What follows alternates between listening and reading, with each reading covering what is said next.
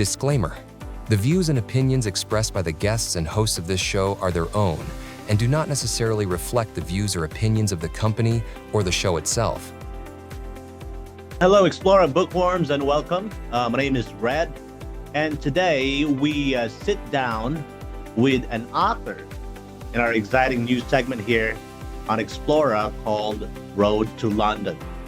Now, our today's guest, she will be heading to the London International Book Fair 2026. It's going to be happening this coming March 10 and 12 at Olympia, London.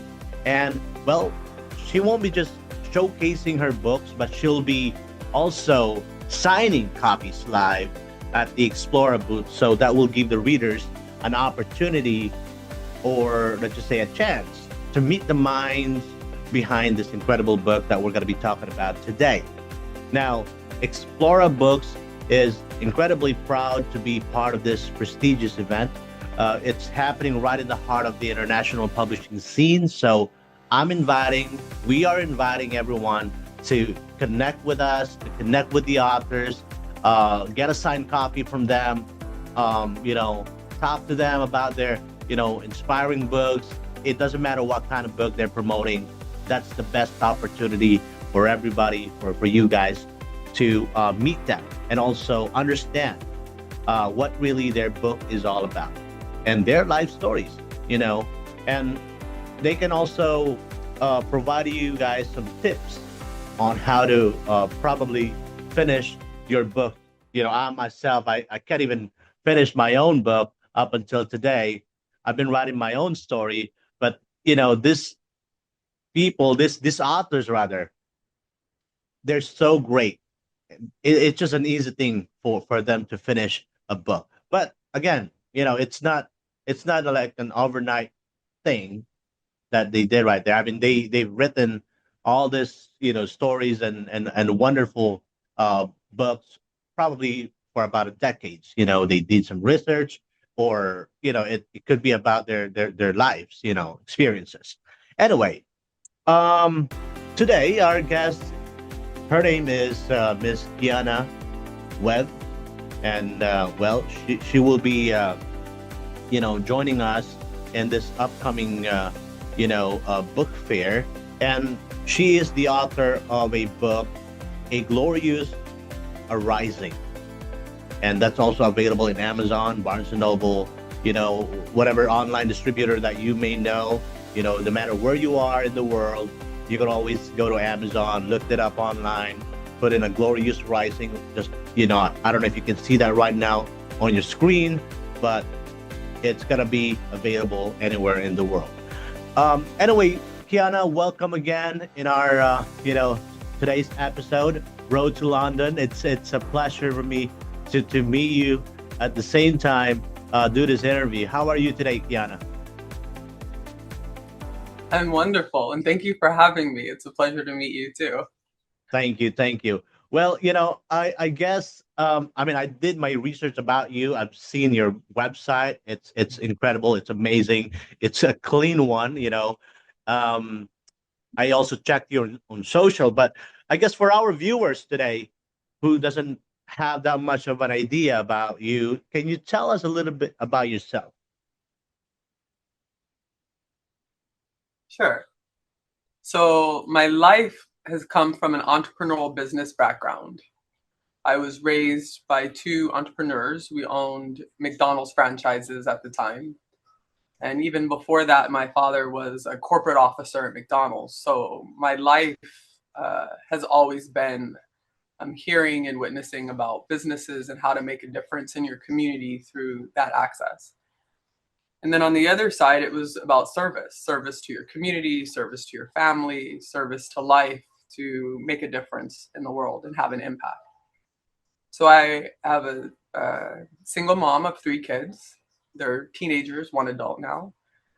And after we sold our business as a family, we had the opportunity to decide what we wanted to do. So we established a new family business, but I took a step back and started my own company, and had the distinct privilege and honor of writing a book and really walking my path to remembrance of my own self. Wow. Yeah. Well, congratulations with that success as well. Yeah, I don't know, like creating your like establishing your own business. It's kind of difficult. Um, I mean, not kind of, but yes, it is absolutely, a challenging uh thing to do. I've been thinking about what kind of business am I going to be, establishing or creating. I mean, I don't know. There's a lot, but I guess it's all about the courage that you can have to yourself to really get there. It takes a lot of effort, and sacrifice. I must say to get there. Well, congratulations with that, by the way. Thank Well, you. you're welcome. Now, I was just wondering, Kiana, before you step into your role as how do you call this, transformational guide, how do you spend Yeah. your first hour of the day to stay grounded? Okay. So when I wake up, my first thought is say thank you. I usually spend 2 to 3 hours in some form of meditation. Sometimes I'll hear from spirit and get downloads, so I'll write them down. Then when I get out of bed, the first thing I do is I go to my altar and I give thanks for the day and I ask for direction of where I'm supposed to go and what I'm supposed to do. And then to yield to that energy. And then I do the mom thing, say hi to my kids, take a shower, work out, whatever the actions are before I go off to work and do whatever it is that I'm meant to do for that particular day. Yeah. Wow, that's definitely something that I guess everyone needs to do or reflect if they wish to be a better individual. I mean, yes, I myself sometimes I don't know what to do in the morning, but it tends to um sort of like I don't know where to go. I don't have that kind of direction for the day. Not unless I start opening my laptop or oh, okay, I know what to do now. I know what to do now. I got a lot of things to Yeah. do. I got a lot of books to read or understand, stuff like that. So yeah, it takes but it takes me a lot of time to figure that out. But for you, you already know what to do. There's like a pattern. So you've been doing this for how many decades already? I mean, I can't say it's decades. I don't Huh? remember when like I just wake up. I Okay. can't say I was always happy that between 2 and 3 o'clock in the morning I would be awakened. But I knew there was a reason for it. And so once I recognized that this was going to be a constant, then there needed to be some sort of activation or activity. And look, I come from a business world. So back when I had the McDonald's, I was the head of the family business. My first thing was to jump on my phone and look through the emails and find out Yeah. what challenges were happening in the Right. voicemail. And it was just a race of anxiety, right? Like, I agree. what problems am I having to solve as opposed to who am I going to be? So, whether it's decades or weeks or months, it's been quite a few years. But doing this way says I fill up my cup first. And when I'm full, I'm no longer giving from depletion, I'm giving from overflow. So it's a real selfish act that some people would call self-care. I actually believe some forms of selfishness is very healthy, that you start your day making sure that you're good before you start doing the work of life. Exactly. Setting sort of like setting yourself to be ready with anything that could Yeah. possibly happen today. I mean, there's a lot of Yeah. crazy things that can happen Exactly. anytime from now, right? So if you are not Yeah. prepared with that, you're already having a very, let's just say, a stressful morning. Let's say you haven't been able to enjoy your coffee yet, then I don't think you're gonna make it to the in the entire day in the corporate world. Or I'm not talking about corporate world, but I'm talking about in general. That would be a very stressful day for you, and of course that is not healthy, right? To be like that in the entire Right. day.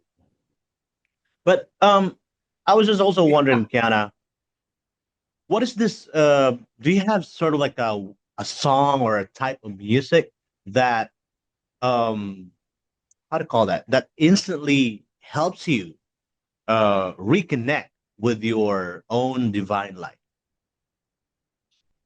So it goes in seasons for me. Like right now Mm, I'm listening to a lot of love songs. I find that love songs, if you take the person out of it and mhm. you put yourself or the divine into it, all the love songs tell you that this is the path that you want to be on to connect more to the love within you. So that's the season I'm in now. A lot of times I listen to a lot of spiritual music, not like gospel, but music that talks about the earth and how healing and the medicine that comes from the earth, and instrumental music that brings you to a peaceful harmony.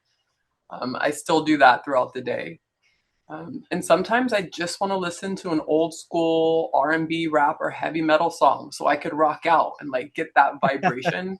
I Right. know a lot of people tell me, well, you should only listen to music that's uplifting. And my belief is that the music that I'm listening to is producing an energy that I need in that Yeah. moment, and it's all uplifting. Okay. Well, thank you. Thank you. Yeah, I agree. My mom doesn't like all that crazy, headbanging music. I used to yeah, listen back in the days. They, oh, yeah, are you sort of like yeah, yeah, a Met guy now or something like yeah, that? No, it's just, the sound of the guitar, da da da, it's amazing. It's something right, that I guess not many of us can understand because you're not into that kind of music. So you can't right, relate.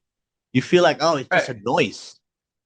Um, or let's just say if you're into R&B, or let's just say you're into, let's say, heavy metal music, you don't want to listen to love song yeah, because sorry, I'm not any kind of or something like um uh how to call that. I'm not homophobic or something, but sometimes they say, oh, you're gay, you're listening to a love song, you need to be listening, stick with your rock music or something like that. No, it's just like what you said, it's all about the mood, the season. you know if yeah, you feel sad, sometimes you just want to listen to something that can calm you down, that can help you yeah, understand the right, pain you know that you're going through. yeah, And if you're happy, you tend to listen to a happy song, Bruno Mars maybe, right, something like that, something groovy. you know yeah, so it's all about the mood.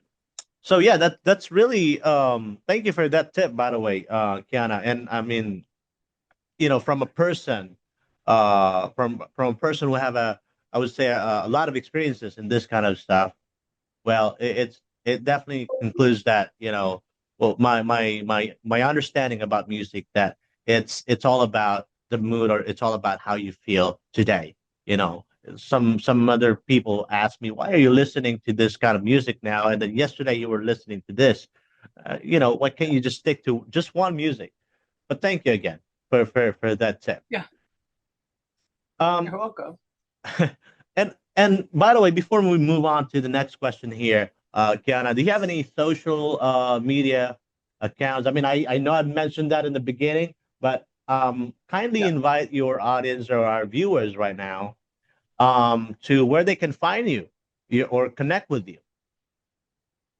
Okay. You can connect with me on Instagram at Kiana_Webb, or on LinkedIn, Kiana Webb.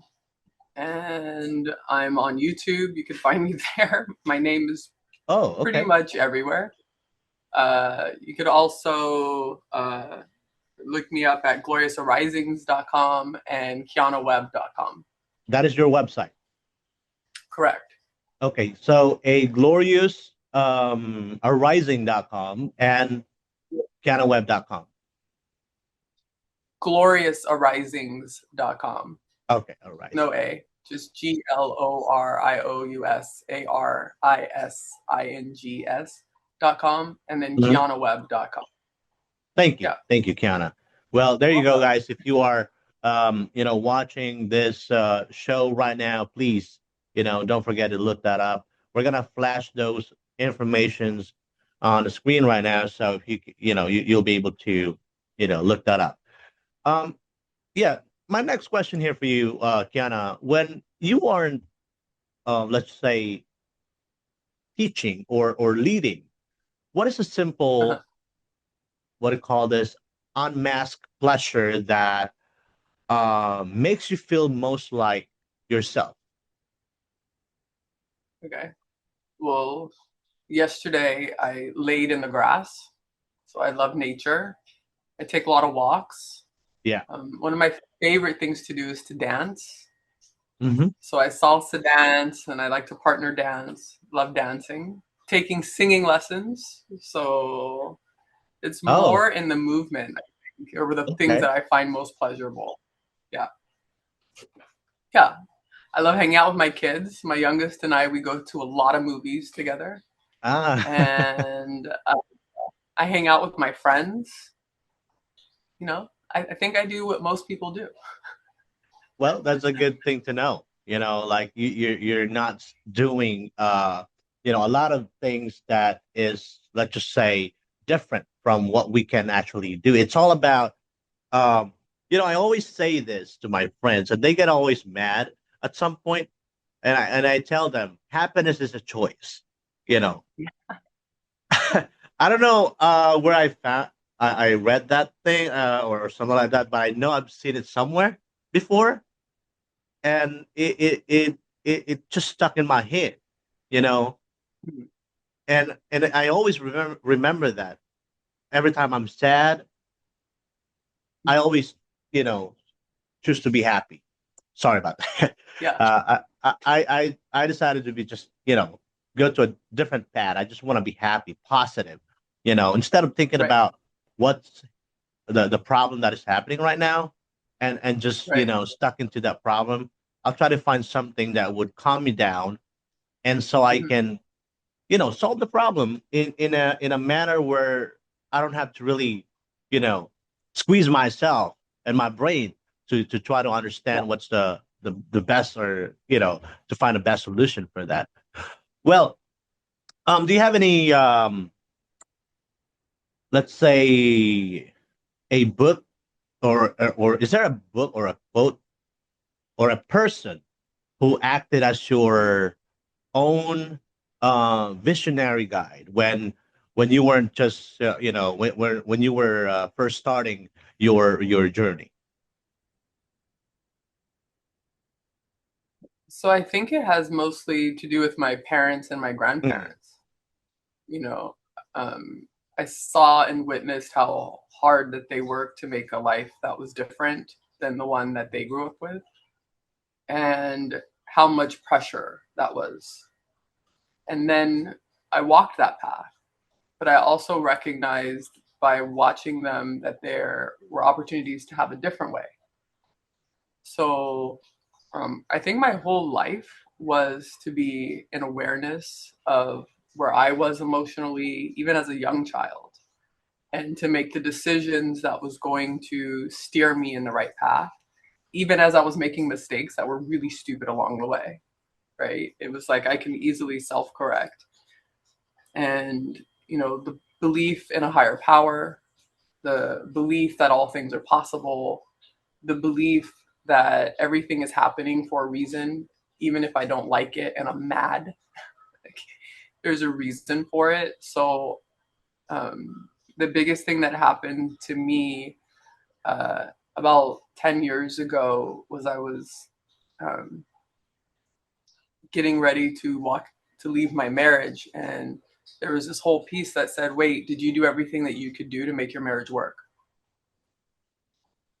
And that really sticks with me. So whether it's in my business or in my relationships, I'm always asking the question, have I done the things that I want to do to be loved and to make things work? Because if I haven't, then that's my job to stay in that relationship.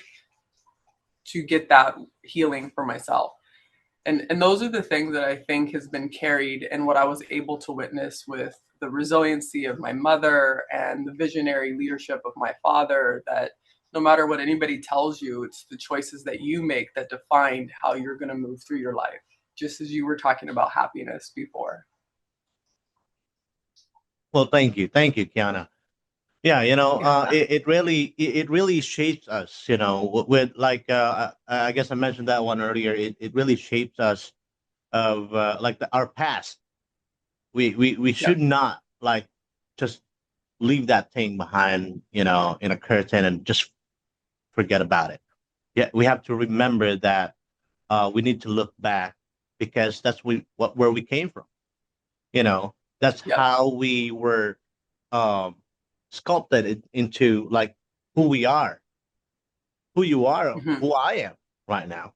So Right. let's just be thankful with all this challenges, problems, happiness or little success that we had 5, 10, 20 years ago, because, it helps us to be a better individual today. Just like any Exactly. other buildings out there, it started with what, like just a simple concrete, wall with some simple, draft of that particular building. But, after a couple of years or decades, it's already 10-story, 20-story building. It used to be empty, but Yeah. now it's full of people, you know. But Right. anyway, I that's why I'm really excited to do this interview, because this is not just about understanding your story, but this is also making or giving everyone some sort of like a life lessons. I mean, we all have our our own path, but this is gonna inspire parents, students, individuals who might be in a situation right now, in a worse, situation right now, and um, maybe I'm about to give up. And just like what you said with your marriage, it's all about asking a question to yourself if you did really, or if you really did everything that you can to um, be loved, or to be for that person to be happy with you forever. Sort of like that. But anyway, in your I would book, say go on. Sorry, I go would on. say that it wasn't, will that person be happy with me? It was, Mhm. will I be happy with me? Because until you create that axis, whatever you want to call it, for me, it's love and acceptance. Until you create that access within yourself, you're always going to be asking someone else to give it to you. Oh But yeah. no one else can give to you what you won't give yourself. So my relationships are beacons to help me love more. And when I'm not, it shows me where I need to love myself more. So then I can be that love in the world and receive that love. Yeah. Wow, that's definitely powerful, Kiana. Well, thank you for clearing that, for our viewers today, because I somehow probably misunderstood that part. But thank you again. Um, but in the book, uh, a glorious arising, you Mhm. discuss reintegrating a how to call this, a splintered 5-year-old. How did that young version of, let's just say, your a version of yourself um manifest in your adult life before awakening, Mhm. and what did, or what kind of process of how to call this, bringing her home actually feel like? Okay. So, as a child, at some point, there is that splintering, right? Where you forget all of the beauty of life. And I have my niece and nephews are young, like 3 and under. And you could just see their vibrancy and how they live life, and they're full of expression, and they're not too worried about what it looks like. They're just free. And that example always points me back to where I want to be. and where I'm returning towards. But with life, you have challenges. So I've had quite a few, and I talk about it in the book. There was some sexual abuse as a child, which caused me to shut down. And Oh, then there was an added layer of responsibility, and that responsibility also caused me to stay contained. And there was an expectation that we didn't share, outside of our family, or really too much inside of our family, about what we were feeling. It was more about what we were needing to get done, right? And all of those things helped me create this beautiful cocoon of isolation around me, where I wasn't telling people what was going on with me. I couldn't really articulate it anyways. And I had all of these protections. So I was really good at rejecting people and really mad when they all left. And over time, you learn how to make changes, because you're running teams and you have a lot of employees, and you need people. So you start to open up those walls. But that doesn't mean that they've left you. You just learn new skills. So I think that yeah, everything that happens in life creates resiliency, but it also gives you so many gifts that you wouldn't possibly have gotten had you not had some of the challenging things that happen from 0 to 21. Then you go on this learning expedition of how do you live with those things, right? And most people get stuck there. yeah, And for me, my life was saying, I don't want to be stuck here, because there has to be something more on the other side of this. yeah, And I'm going to go find it. So my journey was to go back and look at all of the people who just exude joy, and look at children. And I was really paying attention and saying, okay, well, I can be that too. So again, it's about the choices that you make. So coming back into fully accepting every part of my life, the hard parts and the good parts, the parts that I remember, the parts that I don't, the parts that come up, even the way that I treat people. Sometimes even now, I might have a hurt that comes forward, and so I'm reactionary. It's, can I love and accept every way that I have been created? And the moment I do, there's a peace there, because I'm not fighting myself. And then the joy starts coming, because I could choose to change behavior or choose not to. Either way, I feel really good about my choice. that's true. And it's all about your choice. Basically, just like what you said. If you choose not to be happy today, then you can start the morning with no coffee and no breakfast. I guess or a sandwich. Or if you want to be happy for today and look good, then take a bath, enjoy your coffee or tea, breakfast, go to McDonald's, wherever you want to do the breakfast and stuff, and start your day with a smile. It's always about choosing, what's like how you're gonna end your day, or I'm sorry, start your day. Sorry. Yeah. It's all about being so determined, I guess, to be to be happy at some point, or Yeah. to be who you want to be for that day. you know but Exactly. you describe yourself in this book as a how to call that, as a warrior, determined to face what to call this, a childhood promise. Yeah. And why was it necessary for you to revisit the pain rather than just I mean, this is just for me, like rather than just moving on. Okay. And what gave you that kind of courage to stop running from those stories of fear and hopelessness? Well, because I was tired of running from myself. I was tired of making what happened in the past, that was not happening right now, Hmm. bigger than what I wanted for my life. Right. I think that so much of fear um, is less about life and death and more about the idea of life and death.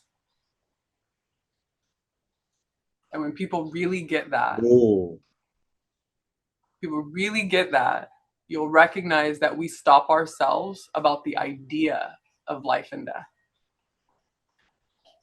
So revisiting the past wasn't painful, it was liberating. And so I can shift the narrative, because what was painful is what happened. Going back and revisiting it just releases the energy of what happened, so then I can move forward without it.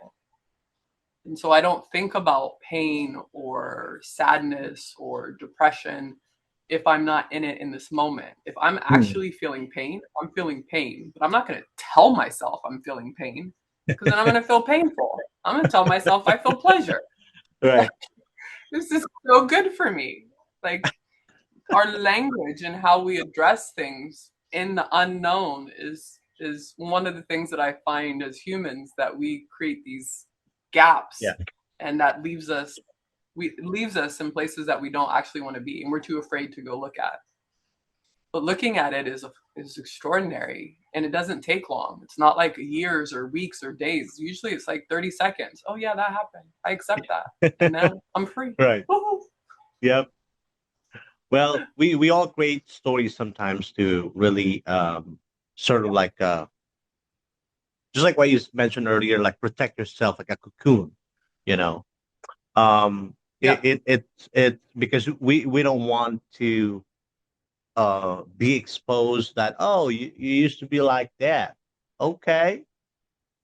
Oh, you used to be in this kind of depression too. Now you're telling me I don't need to be depressed with this, situation. I mean, it's, I guess it's a normal human uh kind of thing to defend ourselves, from the pain, from all the things that happens in the past, like sad stuff, heartbreaking stuff, or something that you think you don't want to share to everyone. So we divert or basically change the storyline at some point. But um, I also wanted to ask you this, talking about protecting ourselves.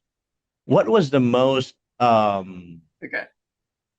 significant protective story that you had uh, dismantled in order to how to call this rediscover your inner light, and how did you shift, change your reality? Okay. So I would say the biggest one was that I wasn't anything without my family. Mm. I always was a type of person that was leading, but I was leading from behind, so not everyone saw what I was doing. And that was a safe place, because I didn't want anybody to see me. And when you meet me, if you come out to the book fair, I'm 6'2". Wow. So I'm Okay. 6 feet 3 inches tall. So I'm very tall. I don't know what that is in meters, but I'm very tall. And I used to walk in places thinking I was invisible. And the thing was, I couldn't see me. So I just assumed that no one else could see me too. And it's those things that, created all the stuff that we talked about before, that said, okay, if no one sees me, then I can navigate through life with my head down and depressed and feeling sad and just surviving. And at some point, I recognized that if I wanted to be seen, I needed to see myself. So I always go back to when we sold the business, leaving the family business and going out on my own, having no safety net, no financial safety net at that time, no safety net of the support of my family, not because they didn't want to be supportive, but because that wasn't the direction that they wanted to go in. And stepping out on my own and having that courage to say, okay, what I did for others, I can still do for myself and my children, and I'm going to be fine. And it's like you just take a step. So many people think that you have to have every piece in place. I had nothing in place. I just took a step. And I find that that alone has helped me a lot, not just in the establishment of the businesses, but in the establishment of what it is that I'm setting out to create for myself. Every single time that I was afraid, I can actually go and take a step still scared. And the more steps I take, the less I'm afraid and the more confident I become. But until I take that step, I'm nowhere. I'm staying where I say I don't want to be. Yeah, exactly. It's all about getting out of the they always say this, get out of your comfort zone. Try to explore something new, try to meet something, or try to experience something that you haven't been able to experience yet. And that somehow can help you or shape you to be, again, a better, to improve yourself, to be a better person, or to Yeah. stay out, just like what you said, stay out of this, we can say, something that you don't want to be right now. Yeah. So if you feel like you're stuck in a cycle that doesn't make you happy anymore, then you must think, or I guess it's time for us to think about what's happening, and somehow figure out a way out of this situation. Because if not, then we're gonna stuck. All right, you're gonna get stuck in that kind of cycle, or kind of pattern, and the ending for that one is not gonna be good, probably, or Well, it's most. definitely not going to be what you want. And then you're going to be mad that you're not getting what you want. Yeah. And the only way to get what you want is to go. You got to move. Yeah. Even if it's just a tiny step, you got to do something. Yeah. Yeah. Exactly. I agree. Just a it's like a baby steps. Just like any. We're parents, right? I mean, I understand how baby starts. They start with a crawling part, yep, and then they start the walking, wherein they fall after like couple of steps. That's how it is. It's all about doing the baby steps, and after probably a couple of weeks, months, or years, or I don't know, I'm pretty sure we're gonna be able to surpass that kind of stage, and be a better person, or how to call this, improve our skills, for example, in the corporate world, right? Improve our, like how we basically take care of ourselves. Because if, just like what you mentioned, if you can't love yourself, then I guess, you don't deserve to be loved as well at some point. Or so, or should I say, like, if you don't know how to, how to call this, love yourself, then I think you're not ready to be in a relationship, or any kind of relationship yet. Well, I think the relationships is where you do learn to love yourself. But most people are looking for other people to love themselves. Oh yeah, that's another thing. Yeah, so great. It's a beautiful thing about humanity. I really love that part, because I live that life. So I have a lot of compassion and understanding for it. But it doesn't mean that you're going to get what you want if you can't give to yourself and to others exactly what you want for yourself. So it's kind of like a oxymoron sometimes to me. It's like the thing that I want most in the world is the thing I got to go be. Right. But anyway, Yeah. for our viewers, again, that are watching us right now, like what I mentioned earlier, please check her out in Instagram, the social media platform, like LinkedIn, for example. There's the, how to call this, a website, just right on your screen right now. You can check that out. And of course, Amazon, Barnes and Noble, get a copy of the book. It's currently rated 5-star in Amazon, by the way. So you're not gonna be disappointed, or let's just say frustrated with this book, because you're gonna be happy. You're gonna learn a lot from Kiana's story.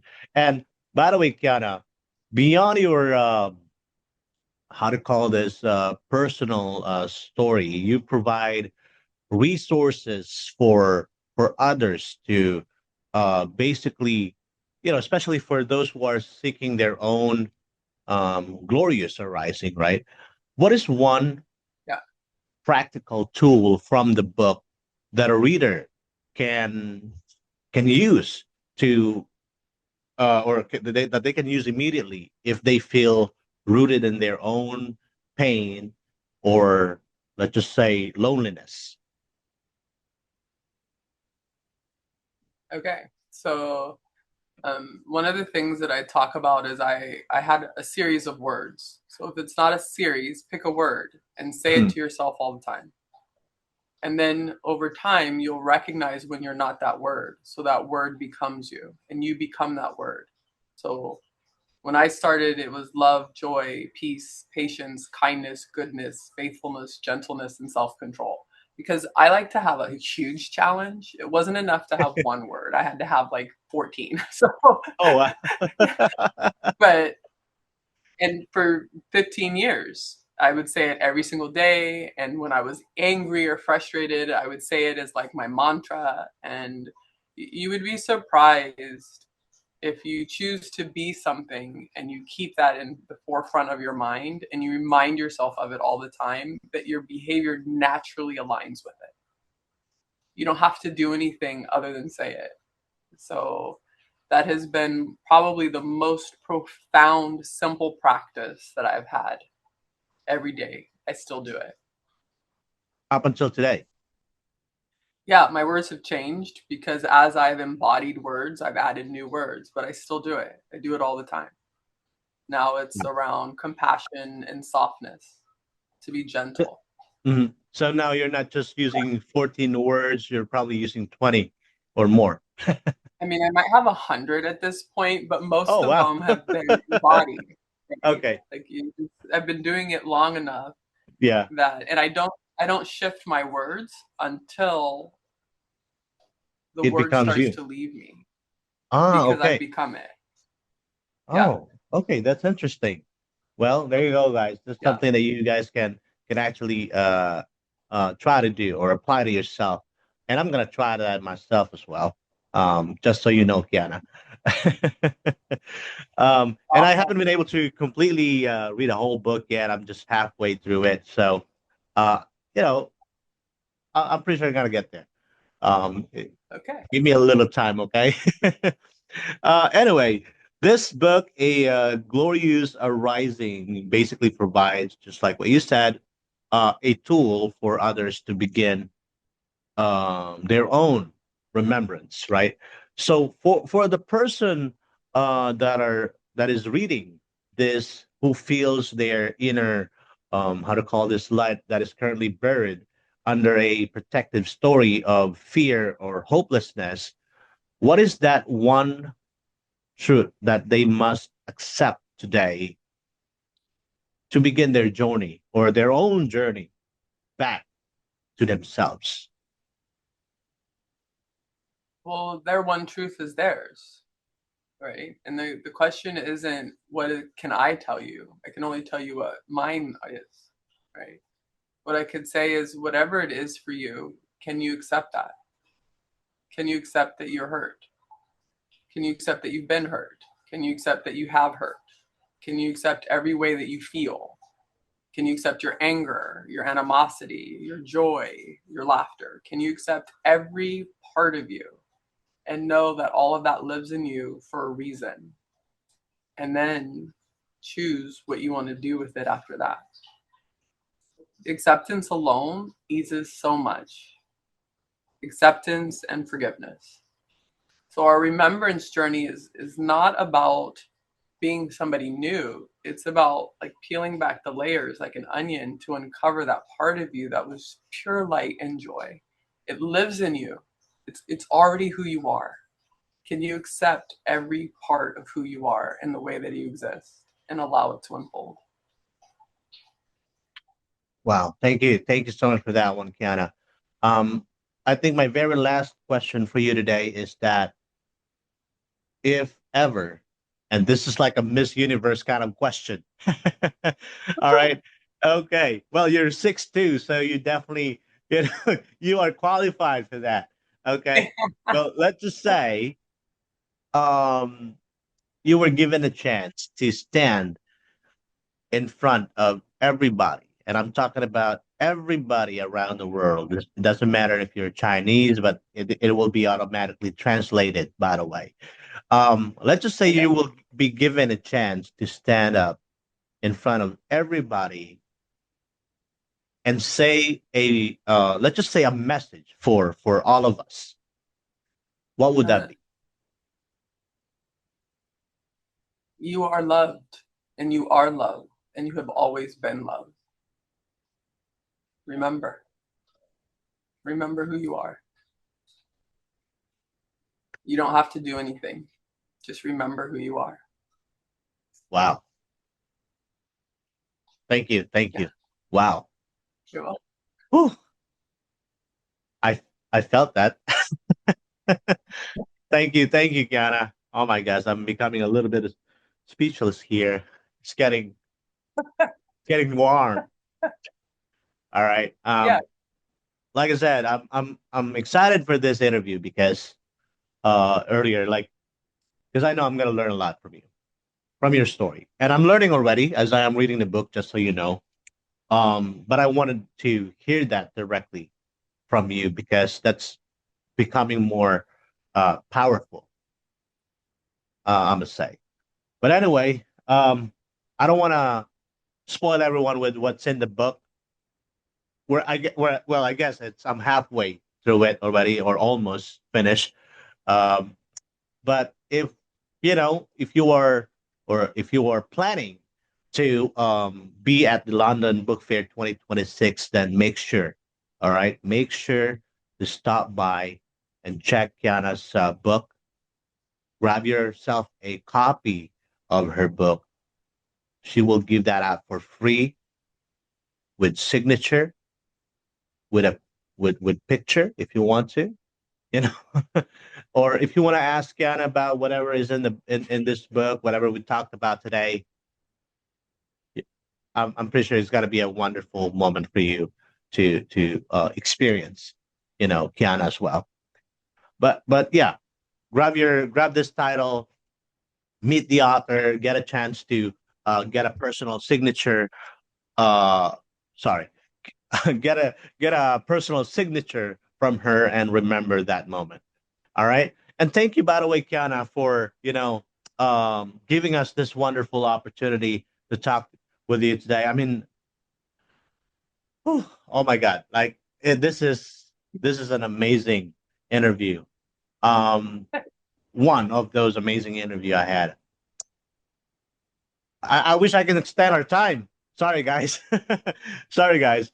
All right, but hey, thank you so much again, Kiana, for this time. All right. Thank you for having me. It was so much fun. It was lovely to meet you. Yeah. And thank you to your team. Thank you. Well, thank you again, guys, for watching this particular segment. Until next time, keep reading, keep exploring books out there, and keep discovering books that can possibly move you, just like what we're talking about today, A Glorious Arising by Kiana Webb. And again, don't forget to follow us on YouTube, Facebook, and Instagram, or visit our website, www.explorabooks.com, and Kiana's website, just right on your screen right now. Check that out. Amazon, Facebook, Instagram, right? And LinkedIn. Check her, books, and you can connect with her directly. All right. Thank you again. Have a great day.